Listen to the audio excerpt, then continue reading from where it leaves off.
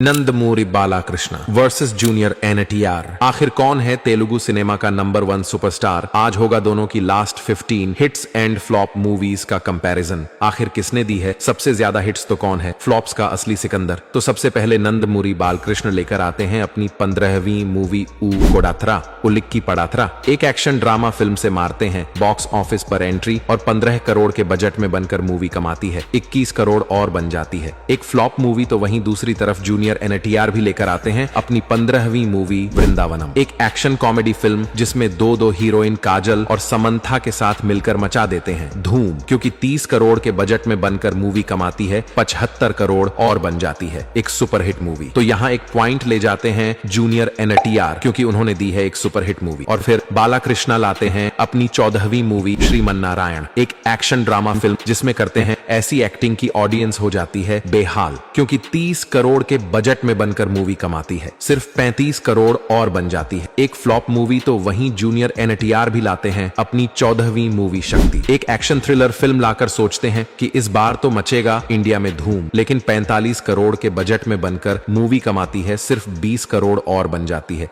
साल की सबसे बड़ी डिसास्टर मूवी। तो यहाँ एक पॉइंट ले जाते हैं बालाकृष्ण क्योंकि उन्होंने खाया है कम लॉस कि तभी फिर नंदमूरी बालकृष्ण की आती है 13वीं मूवी लीजेंड, एक एक्शन थ्रिलर ड्रामा फिल्म जिसने ऐसी कर डालते हैं एक्टिंग की लूट ले जाते हैं बॉक्स ऑफिस को, क्योंकि 35 करोड़ के बजट में बनकर मूवी कमाती है 70 करोड़ और बन जाती है एक सुपरहिट मूवी की। तभी जूनियर एनटीआर की भी आती है 13वीं मूवी उसरावेल्ली, एक एक्शन थ्रिलर फिल्म जिसने तमन्ना भाटिया के साथ मिलकर मारते हैं बॉक्स ऑफिस पर एंट्री और मूवी को बनाते हैं 25 करोड़ में और ये कमाती है 50 करोड़ और बन जाती है एक हिट मूवी। तो यहाँ पॉइंट मिलता है बालाकृष्णा को क्योंकि उन्होंने दी है एक सुपरहिट मूवी। और फिर मन ही मन खुश होकर बालाकृष्णा लेकर आते हैं अपनी 12वीं मूवी लायन, और जैसा नाम उससे उल्टा काम, क्योंकि 30 करोड़ के बजट में बनकर मूवी कमाती है सिर्फ 28 करोड़ और बन जाती है एक फ्लॉप मूवी। तो वहीं दूसरी तरफ जूनियर एनटीआर भी लेकर आते हैं अपनी 12वीं मूवी धामू,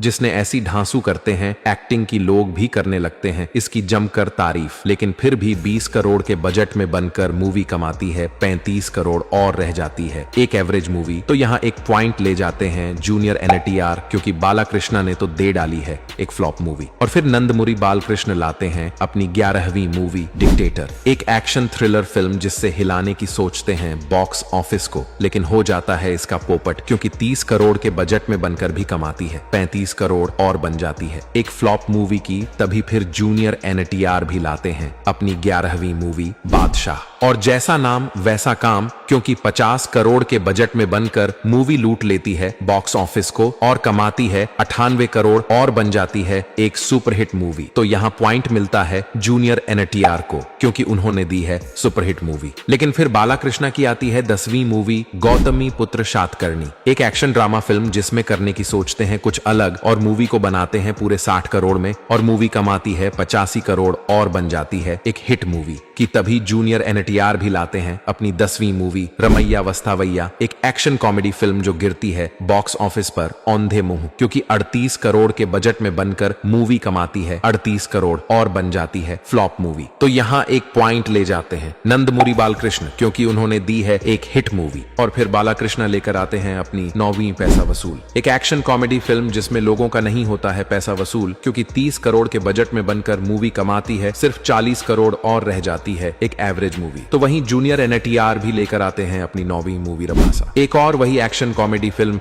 जिसमें समंथा के साथ मिलकर भी नहीं दिखा पाते हैं कमाल, क्योंकि 45 करोड़ के बजट में बनकर मूवी कमाती है 40 करोड़ और बन जाती है एक फ्लॉप मूवी। तो यहाँ एक पॉइंट मिलता है बालाकृष्ण क्योंकि जूनियर एनटीआर ने तो दी है इस बार फ्लॉप मूवी कि तभी फिर नंदमूरी बालकृष्ण की आती है 8वीं मूवी जय सिम्हा, एक एक्शन ड्रामा फिल्म जिसमें नयनतारा के साथ मिलकर करते हैं कमाल और 30 करोड़ के बजट में बनकर मूवी कमाती है 55 करोड़ और बनती है एक हिट मूवी। तो वहीं दूसरी तरफ जूनियर एनटीआर की भी आती है 8वीं मूवी टेम्पर, डायरेक्टर पूरी जगन्नाथ के साथ मिलकर करते हैं ऐसा कमाल की 35 करोड़ के बजट में बनकर मूवी कमा डालती है 75 करोड़ और बन जाती है एक सुपर हिट मूवी। तो यहाँ एक पॉइंट ले जाते हैं जूनियर एनटीआर क्योंकि उन्होंने दी होती है एक सुपरहिट मूवी। और फिर बालाकृष्णा लेकर आते हैं अपनी 7वीं मूवी एनटीआर कथनायकुडू, जो बनती है 60 करोड़ के भारी भरकम बजट में और कमाती है मात्र 40 करोड़ और बन जाती है एक डिसास्टर मूवी। तो वहीं जूनियर एनटीआर भी लेकर आते हैं अपनी 7वीं मूवी नन्नाकू प्रेमाथो। डायरेक्टर सुकुमार के साथ मिलकर बनाते हैं एक एक्शन थ्रिलर फिल्म पूरे 50 करोड़ में और कमाती है 130 करोड़ और बन जाती है एक सुपरहिट मूवी। तो यहाँ पॉइंट ले जाते हैं जूनियर एनटीआर, क्योंकि नंदमुरी बालकृष्ण ने तो दी है एक डिसास्टर मूवी। और फिर बालाकृष्णा की आती है 6ठी मूवी एनटीआर महानायकुडू। एक बार फिर से मूवी रह जाती है फीकी, क्योंकि 70 करोड़ के बजट में बनकर मूवी कमाती है सिर्फ 30 करोड़ और बन जाती है सबसे बड़ी डिसास्टर मूवी। और फिर तभी जूनियर एनटीआर भी लाते हैं अपनी 6ठी मूवी जनता गैरेज। मोहनलाल के साथ मिलकर बनाते हैं ऐसी मूवी की उड़ा डालते हैं बॉक्स ऑफिस के फ्यूज, क्योंकि 50 करोड़ के बजट में बनकर मूवी कमाती है 135 करोड़ और बन जाती है एक ब्लॉकबस्टर मूवी। तो यहाँ पॉइंट मिलता है जूनियर एनटीआर को, क्योंकि उन्होंने दी है सबसे बड़ी ब्लॉकबस्टर मूवी। और फिर गुस्से ही गुस्से बालाकृष्णा लेकर आते हैं अपनी 5वीं मूवी रूलर। सोचते हैं कि इस बार तोड़ डालूंगा बॉक्स ऑफिस के सारे रिकॉर्ड, लेकिन मूवी का हो जाता है पोपट, क्योंकि 50 करोड़ के बजट में बनकर कमा पाती है सिर्फ 40 करोड़ और बन जाती है एक फ्लॉप मूवी की। तभी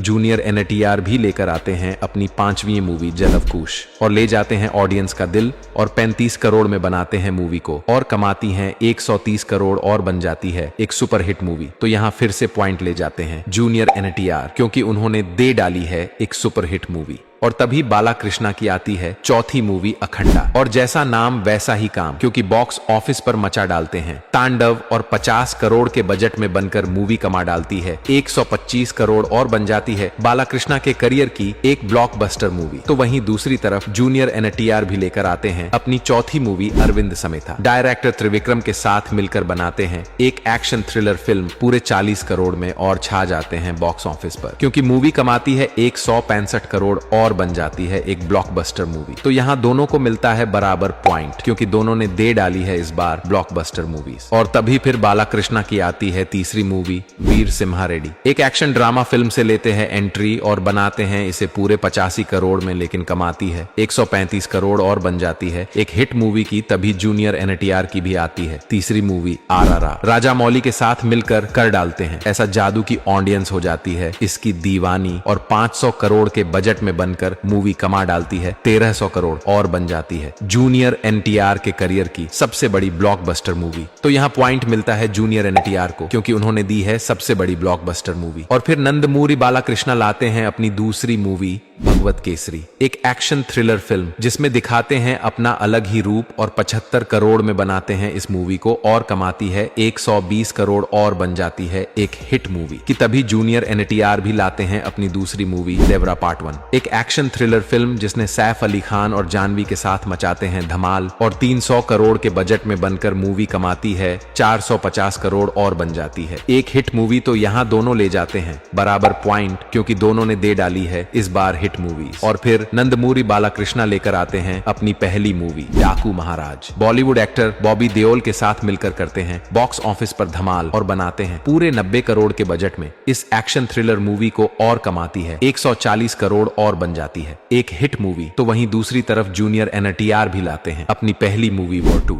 ऋतिक के साथ मिलकर करते हैं बॉलीवुड में एंट्री और बनाते हैं एक एक्शन थ्रिलर फिल्म जिसका बजट होता है 400 करोड़, लेकिन मूवी अभी तक 400 करोड़ ही कमा पाई है और इसका वर्डिक्ट अभी तक फ्लॉप है। तो यहाँ पॉइंट मिलता है बालाकृष्णा को। तो दोस्तों यही है नंदमूरी बालाकृष्णा और जूनियर एनटीआर की last 15 hits and flop movies. अब आप लोग बताओ इन दोनों में कौन है विनर और कौन है तेलुगु सिनेमा का नंबर 1 सुपरस्टार, और आखिर कौन है आप सभी का फेवरेट एक्टर।